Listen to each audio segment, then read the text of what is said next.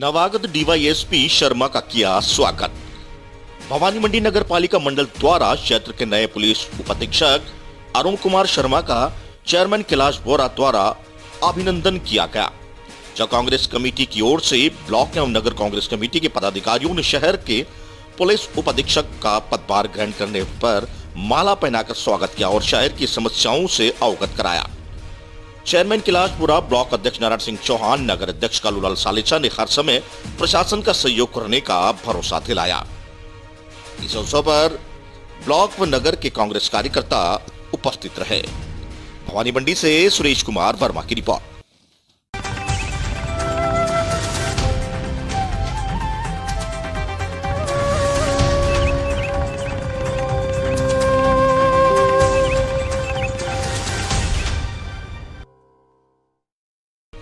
शोरती ग्राम पंचायत में गौशाला में मृत पड़ी गायों को नोच रहे हैं खुलेआम जानवर।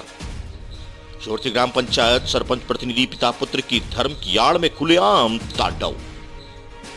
झालावाड़ जिले की शोरती ग्राम पंचायत में सरपंच प्रतिनिधि पिता पुत्र बद्रीलाल राधेश्याम द्वारा एक गौशाला संचालित कर रखी है, जिसमें धर्म की आड़ में नरेगा योजना के तहत लगभग 12 लाख से अधिक का गबन का आरोप लगाया है। ग्रामीणों ने शोरती ग्राम पंचायत में सरपंच प्रतिनिधि पिता पुत्र रामस्वरूप बद्रीलाल द्वारा गौशाला में भ्रष्टाचार का खुलेआम तांडव की तस्वीरें साफ देखने को नजर आ रही है। चारे पानी के अभाव में गाय और गाय से बछड़ा ने तो दम तोड़ा। वहीं गौशाला में मृत गाय के बछड़े गाय को चील कौवे व जानवर खुलेआम नोच कर खा रहे हैं। इनकी तस्वीरें सोशल मीडिया पर खूब जमकर वायरल हो रही है। शोरती ग्राम पंचायत सरपंच प्रतिनिधि पिता पुत्र रामस्वरूप बद्रीलाल की तानाशाही का रवैया इस कदर हो गया है कि ग्रामीण भी परेशान है। सरपंच प्रतिनिधि पिता पुत्र का दंश झेल रहे हैं। शोरती ग्राम पंचायत वासी पिता पुत्र ने ग्राम पंचायत में पीएम आवास, ग्रेवल सड़क, मॉडल तालाब, मॉडल शमशान सहित गौशाला को भी नहीं बख्शा। बेशर्मी की हद पार हो गई है। पूरा सिस्टम ही कागजों में सिमट कर रह गया। शोरती मनोर थाना से राजकुमार शर्मा की रिपोर्ट।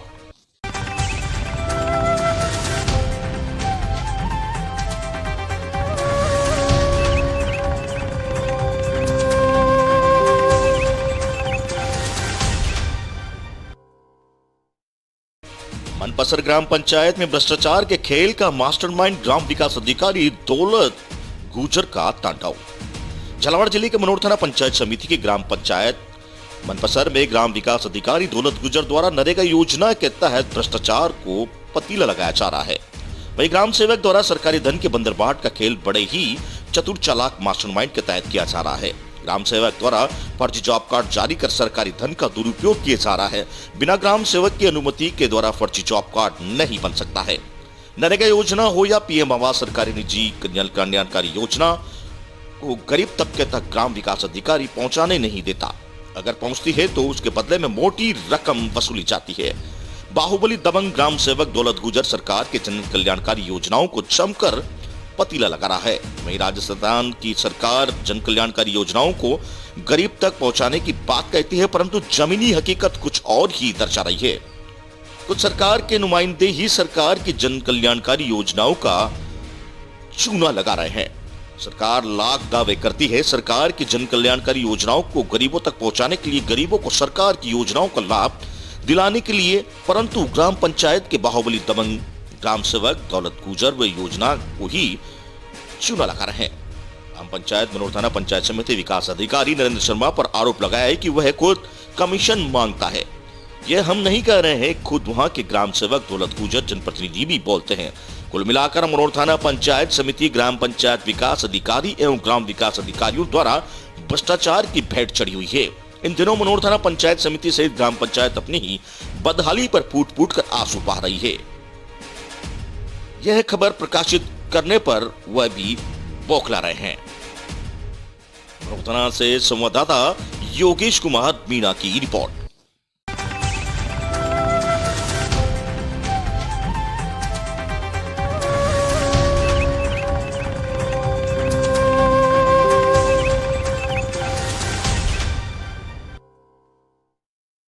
श्याम बाबा की निशान यात्रा के लिए बांटे पीले चावल।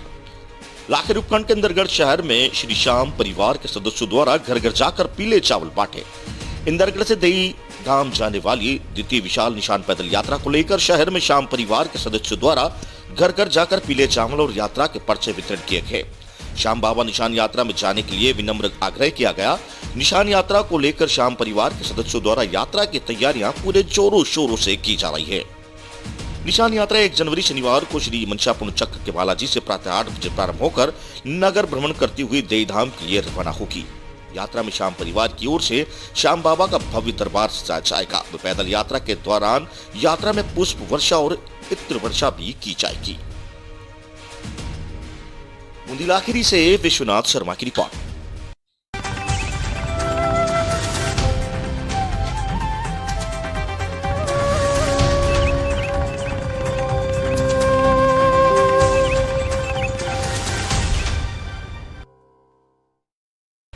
सात दिवसीय राष्ट्रीय सेवा योजना शिविर का शुभारंभ। उपखंड के अंतर्गत शहर में राजकीय उच्च माध्यमिक विद्यालय में राष्ट्रीय सेवा योजना का 7 दिवसीय शिविर का उद्घाटन कार्यक्रम गोद ली गई बस्ती छतपुरा में आयोजित किया गया।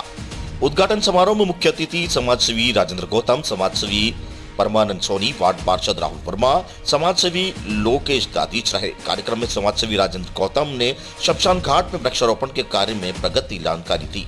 वहीं बालकों को सघन वृक्षारोपण हेतु प्रेरित किया गया। वहीं समाजसेवी परमानंद सोनी ने बालकों को पीने के पानी की बोतल एवं 9 वर्ष कैलेंडर भेंट किए। कार्यक्रम का संचालन शारीरिक शिक्षक कुलदीप गिरी द्वारा किया गया। उद्घाटन कार्यक्रम के बाद गोद ली गई बस्ती छतरपुरा में श्रमदान के अंतर्गत सफाई कार्य किया गया। लाखेरी बूंदी से विश्वनाथ शर्मा की रिपोर्ट।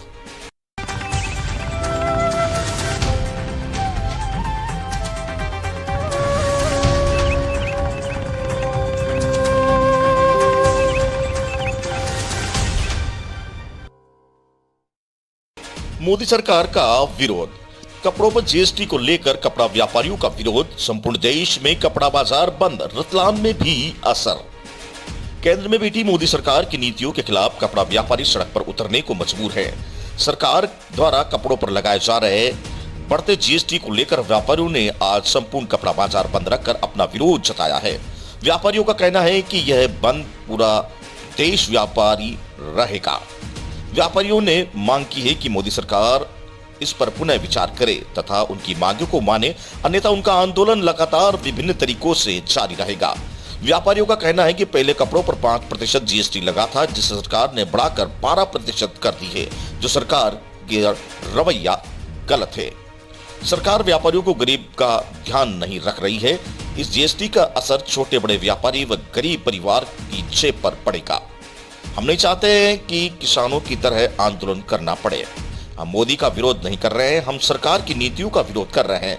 यदि जीएसटी बढ़ता है तो आने वाले चुनाव में वोटिंग पर असर पड़ेगा। रतलाम से ब्यूरो रिपोर्ट, कीर्ति वर्रा। कपड़ा बाजार, ये केंद्र सरकार ने जो 5% जीएसटी से बढ़ा के कपड़े पर 12% जीएसटी की है, उसके विरोध में भारत का संपूर्ण कपड़ा बाजार बंद है। उसी के साथ साथ रतलाम का भी कपड़ा बाजार पूरी तरह बंद है। दी new super cloth merchant association, readymade association और क्लॉथ मर्चेंट एसोसिएशन सभी ने मिलकर इस बंद का समर्थन किया है। हम सब व्यापारी केंद्र सरकार द्वारा प्रस्तावित जो 1 जनवरी से लागू हो रही है जीएसटी, उसका कड़ा विरोध करते हैं।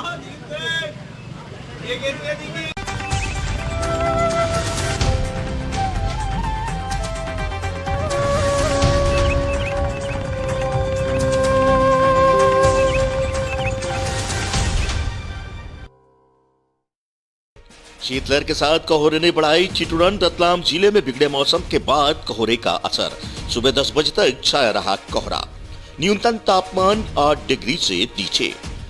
पश्चिमी मौसम असर से ठंड के साथ अब घना कोहरा छाने लगा है। रतलाम शहर और ग्रामीण क्षेत्र में सुबह 10 बजे से घने कोहरे का असर बना हुआ है। कोहरे की वजह से सड़क पर विजिबिलिटी की बेहद कम हो गई है। सड़कों पर लोग वाहनों की लाइट चलाकर निकल रहे हैं। वहीं सड़कों पर दिन में लोग अलाव बैठने पर मजबूर हैं। वहीं मौसम का आनंद ले रहे सर्द हवाओं और घने कोहरे की वजह से ठिठुरन भी बढ़ गई है। रतलाम जिले में न्यूनतम तापमान 8 डिग्री से नीचे पहुंच गया। मौसम विभाग में पूर्वानुमान के अनुसार आने वाले दिनों में तापमान में और गिरावट दर्ज की जा सकती है। रतलाम जिले के आज कड़ाके की ठंड के साथ घने कोहरे का असर देखने को मिला। घने कोहरे की वजह से विजिबिलिटी बेहद कम हो गई। वाहन चालकों को अपनी गाड़ियों की लाइट चलाकर सफर करना पड़ रहा है। वहीं धूप नहीं निकलने से दिन में भी शीतलहर का दौर जारी है। आगामी दिनों में और गिरेगा तापमान, जहां हल्की बारिश की भी संभावना बताई जा रही है। मौसम विभाग में पूर्वानुमान के अनुसार आगामी 1-2 दिनों में तापमान में गिरावट आएगी, जिससे शीतलहर का दौर जारी रहेगा। 1 जनवरी को कुछ क्षेत्र में हल्की बारिश भी होने की संभावना बनी हुई है। तो वहीं रतलाम में विजिबिलिटी की बात करें तो 8 बजे तक 50 से 200 मीटर तक की रही, जबकि कल यह 1 से 2 किलोमीटर की थी। रतलाम से ब्यूरो रिपोर्ट कीर्ति पर्रा।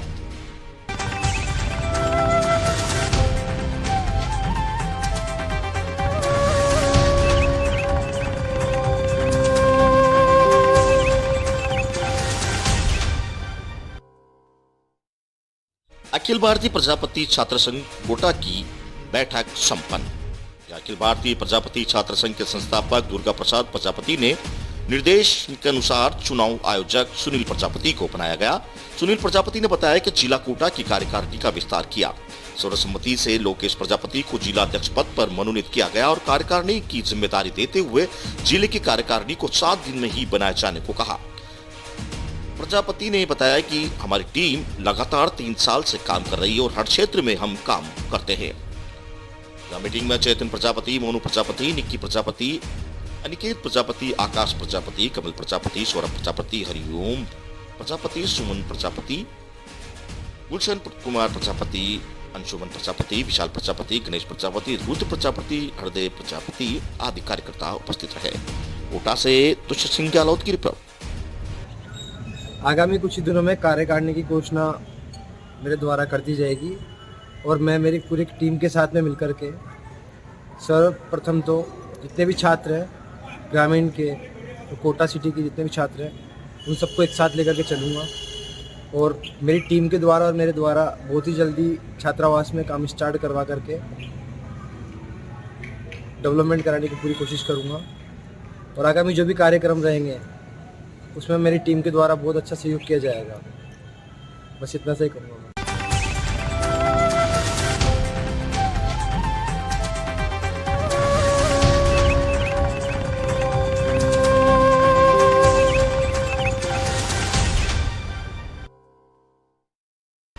मंत्री का पुतला जलाकर थाने में दी शिकायत। लाखों लोगों को फ्लोराइड जल पिलाने वाले मंत्री जोशी पर भी दर्ज हो एफआईआर। पीएचडी के एडिशनल चीफ इंजीनियर को पानी पिलाने पर पूर्व विधायक भवानी सिंह रजावत व अन्य भाजपा कार्यकर्ताओं के खिलाफ एफआईआर दर्ज होने के बाद उनके समर्थकों ने आक्रोश व्यक्त करते हुए वक्फ कमेटी के वाइस चेयरमैन इरशाद अली की अगुवाई में गोविंद नगर चौराहे पर जलदाय मंत्री डॉक्टर महेश जोशी का पुतला फूका।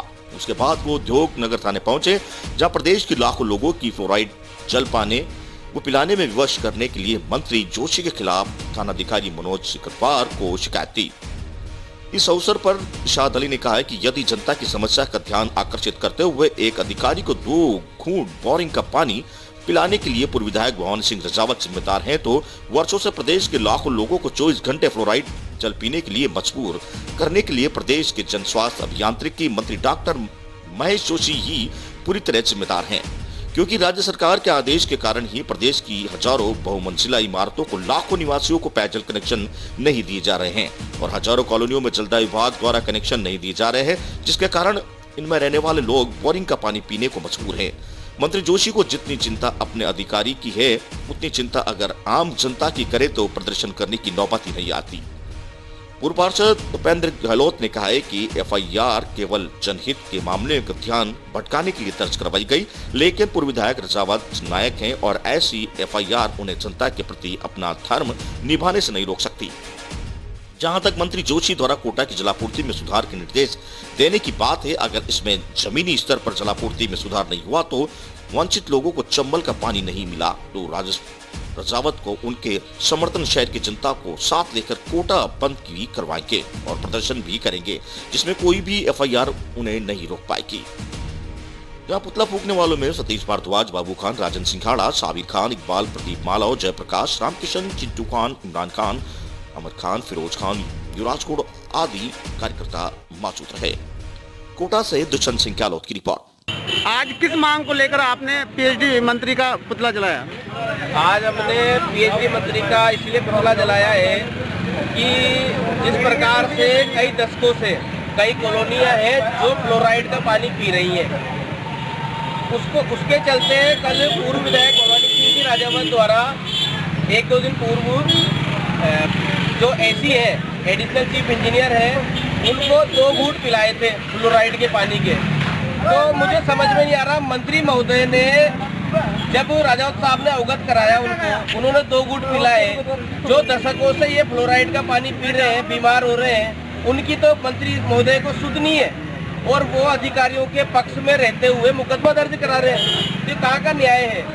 जबकि वो एक जनप्रतिनिधि है, उनको ये जानकारी रहनी चाहिए कि अधिकारियों का पक्ष लेने की बजाय उनको जनता का पक्ष लेना चाहिए और जनता की उम्मीदों पे खरा उतरना चाहिए। इसी के चलते हमने यहाँ पे उनका पुतला जलाया है और अभी हम उनके खिलाफ थाना उद्योग नगर में मुकदमा भी दर्ज कराएंगे, क्योंकि जो जनता, जो बस्तीवासी कई वर्षों से फ्लोराइड का पानी पी रहे हैं, उनकी क्या गलती है? उनके भी तो बाल उड़ रहे हैं, उनके भी तो कई समस्याएं आ रही है। तो इसके चलते हमने यहाँ पे प्रदर्शन किया।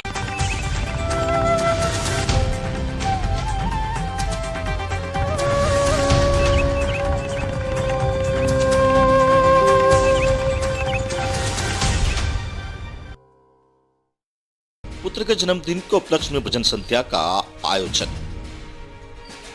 1 जनवरी 2022 को सांस्कृतिक कार्यक्रम का आयोजन किया जाएगा, जहां आयोजन कर्ता डॉक्टर निर्मल बौद्ध पोस्ट कोतवाल जिला एटा ग्राम डुमरिया पुत्र के जन्मदिन के उपलक्ष्य में भजन कीर्तन का आयोजन युगेंद्र सिंह यादव अध्यक्ष जेटा की ओर से किया जा रहा है। राठौड़ वीडियो के सिंगर गायक कलाकार धर्मेंद्र दिग्गज द्वारा प्रस्तुति दी जाएगी। भजन संध्या हम आपको बता दें कि धर्मेंद्र दिग्गज प्रिया कैसेट अलीगंज एटा व राठौड़ वीडियो पर अपनी प्रस्तुति दे चुके हैं। हाल ही में एसआर न्यूज नेशन पर भी अपनी एक प्रस्तुति देकर न्यूज टीम का आभार व्यक्त कर धन्यवाद दिया। एटा से ब्यूरो रिपोर्ट।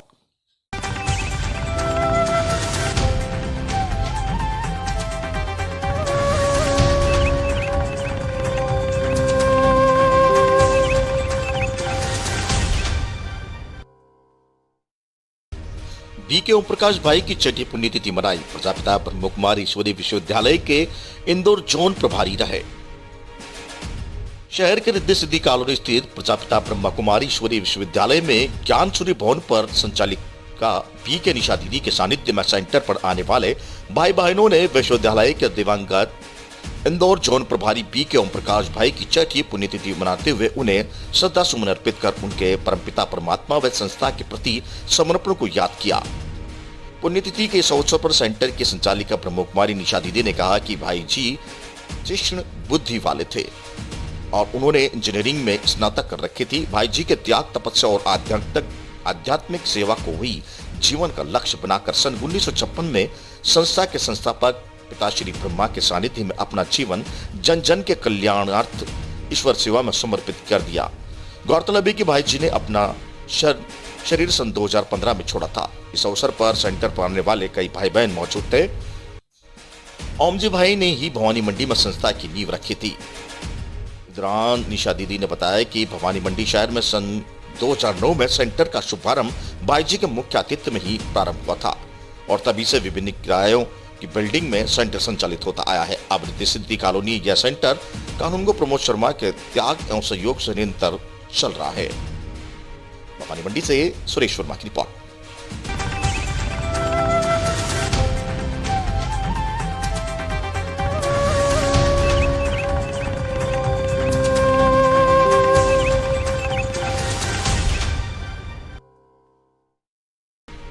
भारतीय किसान संघ की बैठक संपन्न। झालावाड़ जिले के डग में भारतीय किसान संघ तहसील डग की बैठक प्रांत उपाध्यक्ष रुद्रनाथ सिंह की अध्यक्षता में गायत्री शक्तिपीठ परिसर में संपन्न हुई। बैठक में आगामी 1 जनवरी से 11 जनवरी तक किसान जन कल्याणकारी यात्रा तहसील के प्रत्येक गांव में जाएगी तथा किसानों को जागरूक कर लागत के आधार पर लाभकारी मूल्य मिले, इसको लेकर चर्चा हुई।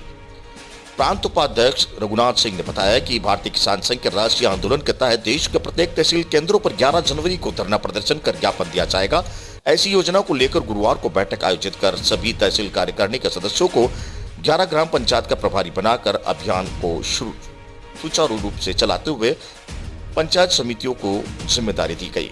तहसील अध्यक्ष ने बताया कि जब ग्राम पंचायत समिति मजबूत होगी तब तक किसानों का शोषण होता रहेगा, इसलिए हम इस अभियान में प्रत्येक ग्राम समिति का निर्माण करना है। 11 जनवरी को तहसील केंद्र पर एक विशाल धरना रैली प्रदर्शन के माध्यम से ज्ञापन दिया जाएगा। डग प्रभारी ने उपस्थित बैठक में संबोधित करते हुए कहा कि किसानों को सामने अनेक समस्याएं आती है और राजनीतिक पार्टियां कभी भी किसानों का भला नहीं कर सकती, इसलिए सभी किसानों को भारतीय किसान संघ के बैनर तले आकर अपनी मांग मजबूती से रखना चाहिए, क्योंकि भारतीय किसान संघ एक गैर राजनीतिक संगठन है और यह संगठन किसानों के द्वारा चलाया जाता है। बैठक में तहसील मंत्री सूरज सिंह, गोविंद सिंह, शंभू सिंह, रोम सिंह, भैरव सिंह, गोपाल सिंह, प्रहलाद सिंह, अशोक राठौर सहित भारतीय किसान संघ के कार्यकर्ता मौजूद रहे। डग से धर्म सिंह की रिपोर्ट।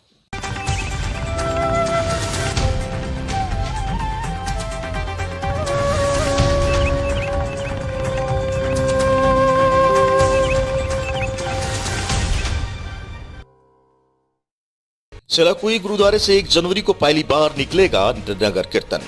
श्री गोविंद सिंह के प्रकाश उत्सव पर 1 जनवरी से सेलाकुई में पहली बार नगर कीर्तन निकलेगा। आज पावटा साहिब से श्री गुरु ग्रंथ साहिब जी का स्वरूप पहले गुरुद्वारा सेलाकुई पहुंचा। सभी साथ सत्संग में भव्य स्वागत की श्री दशमेश गुरमीत सिंह ने बताया कि गुरुद्वारे से नगर कीर्तन निकलेगा, जहां गुरुद्वारा श्री गुरु तेग बहादुर साहिब के सेलाकुई की प्रबंधक कमेटी द्वारा बृहस्पतिवार को आम सभा में यह फैसला हुआ। इसमें अध्यक्षता श्री दशमेश गुरमीत सिंह ने की। प्रबंधक कमेटी की गुरमीत सिंह ने बताया कि बैंड बाजों के साथ गजका पार्टियों द्वारा प्रदर्शन, बैंड बाजों के साथ पार्टी द्वारा और पंच प्यारों की अगुवाई में यह सुबह 11 बजे सेलाकुई गुरुद्वारे से आरंभ होकर सेलाकुई मेन बाजार को होते हुए मिलन चौक से वापस गुरुद्वारे में पहुंचेगा। उसके उपरांत गुरु का टूट लंगर बरसेगा। इस मौके पर जगविंदर सिंह, महेंद्र नागपाल, राजा अरोड़ा, अजीत सिंह, गुरमीत सिंह, रविंदर कौर, सीमा नागपाल, चंद्रजीत कौर, अंजलि अरोड़ा आदि मौजूद रहे। सेलाकुई से मनोज कुमार शर्मा की रिपोर्ट।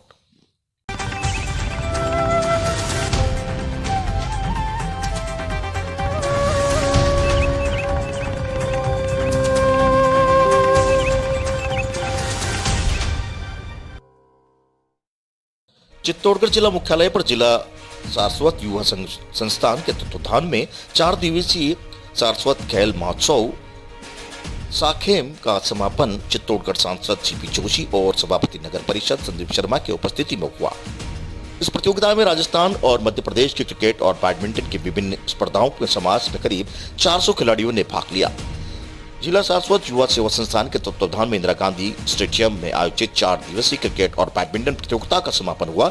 इसकी जानकारी देते हुए संस्थान के पदाधिकारी पुष्पेंद्र ओझा ने बताया कि सारस्वत खेल महोत्सव 2021 साखेम के अंतर्गत क्रिकेट स्पर्धाओं में राजस्थान और मध्य प्रदेश की कुल 12 टीमों ने भाग लिया। वहीं बैडमिंटन प्रतियोगिता में अंडर 15 बालक बालिकाओं और सीनियर वर्ग में महिला और पुरुषों में विभिन्न स्पर्धाओं में कुल मिलाकर 100 से अधिक खिलाड़ियों ने भाग लिया। समापन समारोह में मुख्य अतिथि चित्तौड़गढ़ सांसद सीपी जोशी ने अपने संबोधन में कहा कि चित्तौड़गढ़ मुख्यालय पर समाज स्तर की इस तरह की बड़ी खेलकूद प्रतियोगिताओं का आयोजन एक सुखद संकेत है। उन्होंने कहा कि ब्राह्मण समाज की ओर से इस तरह की प्रतियोगिताओं का आयोजन करने से समाज में छुपी प्रतिभाओं को आगे लाने में काफी मदद मिलेगी। वहीं इस अवसर पर नगर परिषद सभापति संदीप शर्मा ने कहा कि सारस्वत समाज की ओर से इस प्रतियोगिता में आयोजन से समाज को मजबूती मिलने के साथ समाज में छुपी हुई प्रतियोगिताओं या प्रतिभाओं को आगे निकल कर सामने आएगी और राज्य और राष्ट्रीय स्तर पर खेलकर समाज और राष्ट्र का नाम ऊंचा करेगी। चित्तौड़गढ़ से गोपाल चतुर्वेदी की रिपोर्ट। निर्देश पर मैंने भगवान परशुराम जी का डाक टिकट जारी हो, इसके लिए संसद में मांग उठी है बहुत जल्दी। इसके लिए हम सब लोग मिलकर इस काम को पूरा करने के लिए कोशिश कर रहे हैं। मैं ज़्यादा लंबी चौड़ी बात नहीं करते हुए, क्योंकि ये समाज सर्व समाज को और विश्व के कल्याण की बात करते हैं, 36 कौम को साथ लेकर चलने की बात करते हैं, तो हम सब लोग मिलकर आने वाले समय में इस जो एक जागृति है उसको सभी समाज मिलकर इसको आगे बढ़ाने के प्रयास करेंगे। ये प्रोग्राम बहुत ही 4 दिवसीय शानदार रहा है और इसमें हमने क्रिकेट और बैडमिंटन प्रतियोगिता का आयोजन करवाया है। समाज के विभिन्न शहरों से 2 राज्यों से इसमें खिलाड़ियों ने हिस्सा लिया है। पूरे इवेंट में 300 से अधिक खिलाड़ियों ने पार्टिसिपेट किया है और हमारा उद्देश्य समाज के युवाओं को एक साथ जोड़े रखना और उन युवाओं का आपस में एक दूसरे से परिचय कराना, सामंजस्य कराना, यही इसका मेन उद्देश्य रहा है। इस प्रोग्राम को सफलतम बनाने के लिए समाज के प्रत्येक व्यक्ति ने अपना किसी न किसी रूप से योगदान दिया है। भव्य रूप देने का प्लान